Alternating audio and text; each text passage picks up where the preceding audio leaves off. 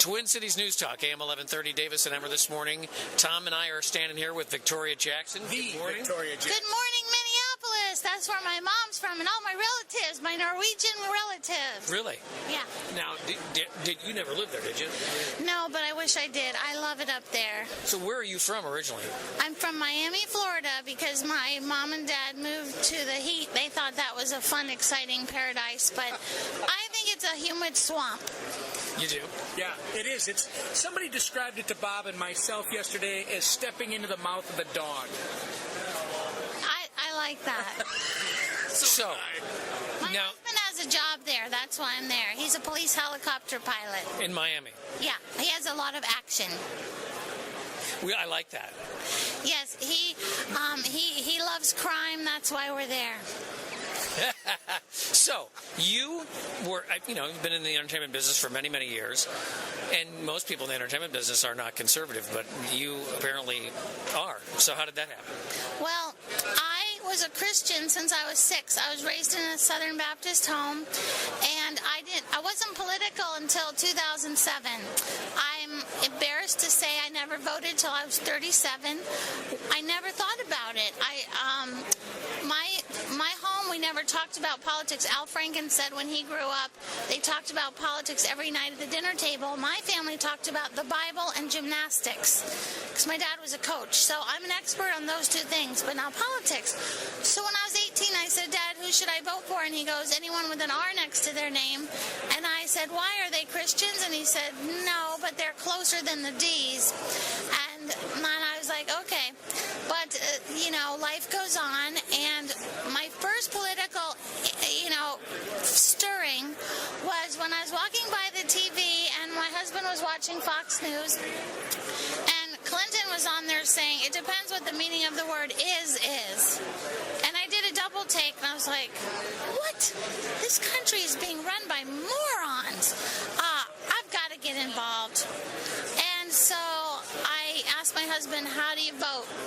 And he said, you have to register. I was like, register? I mean, if no one tells you, you don't know. So then I was just a boring, not into it person until 2007 when I was living in LA and I heard that someone was running for president who was left of Hillary.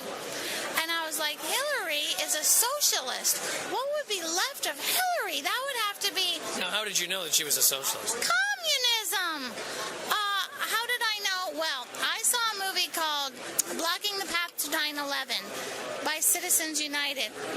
Conservative friend showed it to me, and it showed that the Clintons had enough political power to prevent a scene from being in the movie that showed Clinton in a bad light. He didn't answer the phone when the military had Osama bin Laden in their sights. They had that removed from the movie, and then they had the movie shelved forever. And Cyrus Nostrowith, who wrote it and produced it, had spent 3 years of his life making it, and he spoke about it, and I thought, that is not right for a politician to have that much power to prevent the truth from coming out. That's like George Orwell, 1984. And I had studied that in 7th grade in my private Christian school, and my teacher said communism will take over America, not by force because of our Second Amendment, but from within, by the breakup of the family unit, and by sex, drugs, and rock and roll. Immorality will weaken our nation and make it collapse from within. And I realized when I heard someone was running for a president who was left of Hillary, I was like, it's happened. Communism, in my lifetime, between the age of 12 and 50, has come into my country, and I got the fire lit in me to fight it. Victoria, I got a question for you, because, I come from Minnesota. I don't have the exposure to the entertainment industry that you do.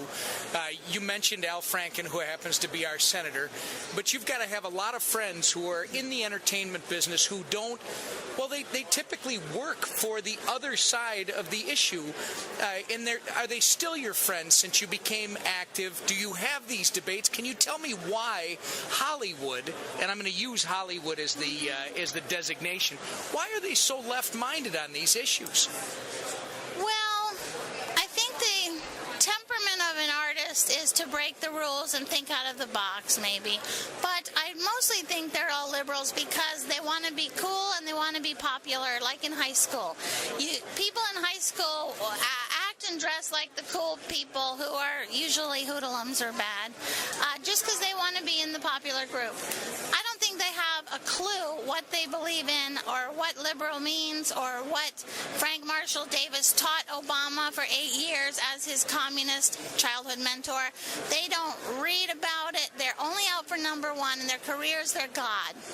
And I think that if they know that Spielberg is a liberal and they want to part in a movie, then they will be whatever Spielberg is. Yeah, there's a whole thing about Hollywood where if you get, the word is if you have to toe a certain line to get certain parts, right? Oh, yeah, of course. So, but the interesting fact is, in 2007, what actually brought my political awakening was there's a secret underground group of conservatives in show business, and I was invited to a meeting. And do they meet in the Rathskeller or? No, just kind of in restaurants and stuff. But basically, that group started with 2 people in 2007, and it's over 2,000 now. And most of the people in it are in the closet because they'll lose their career if they're an outspoken conservative. But when I joined the group and had my awakening, I didn't have any career because I had just been in the Miami suburbs for 20 years raising a family. So I really had nothing to lose except maybe future potential jobs. But I'm like, there's not going to be any careers when we're communists. So, do you have discussions? Because you worked with our Senator Al Franken.